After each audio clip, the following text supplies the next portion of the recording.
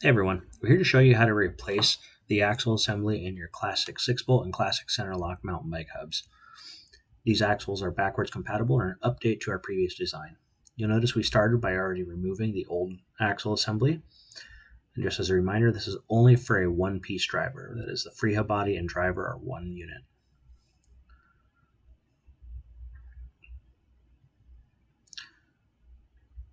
Now before we begin, you want to make sure you have the appropriate axle and end caps to fit your driver. The XD requires a small spacer installed in the axle before installation into the hub.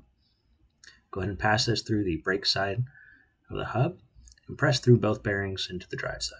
Be sure your drive side end cap is labeled XD for XD, HG for HG.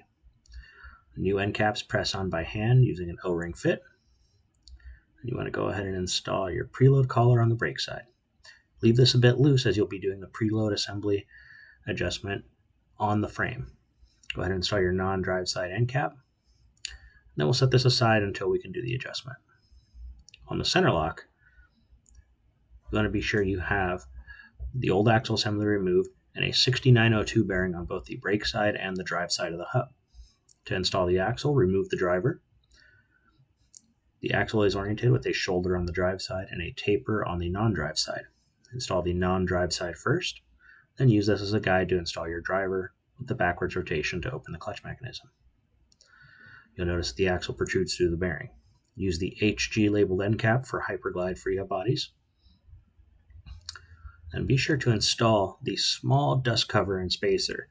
Without this, your spacing will be incorrect for your brake side. Next, the preloaded end cap assembly gets pressed on by hand using an O-ring fit, and you're now ready to adjust. Now we're going to use these stands to simulate the hubs being compressed in your frame. This is critical to get the proper preload adjustment. You want to go ahead and install your 6-bolt hub into your frame and tighten the through bolt or axle assembly to riding torque spec.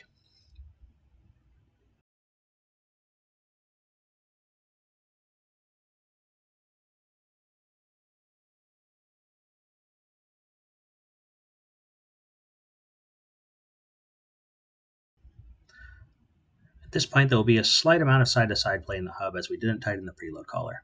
You're going to gently tighten this against the bearing to remove any of the side-to-side slop. And then use a 2.5mm Allen key to tighten the pinch bolt on the preload collar.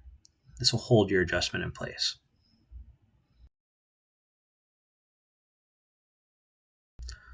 For your center lock assembly, we'll follow the same procedure. Go ahead and install the hub into the frame and tighten your through bolt or axle to riding torque spec.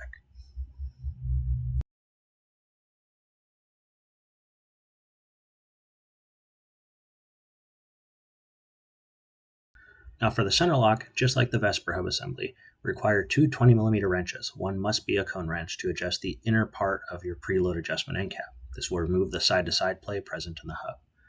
Go ahead and tighten the end cap clockwise, it's a right-hand thread, until you feel the bearings tension up slightly.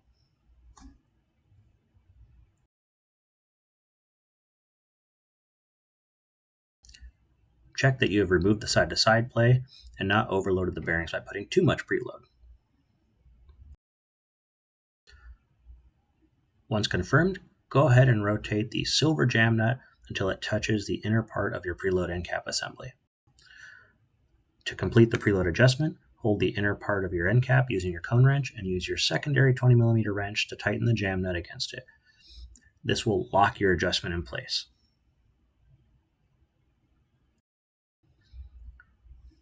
Now we are done with the assembly, and you are able to install your cassette and rotors and get back out on the trail.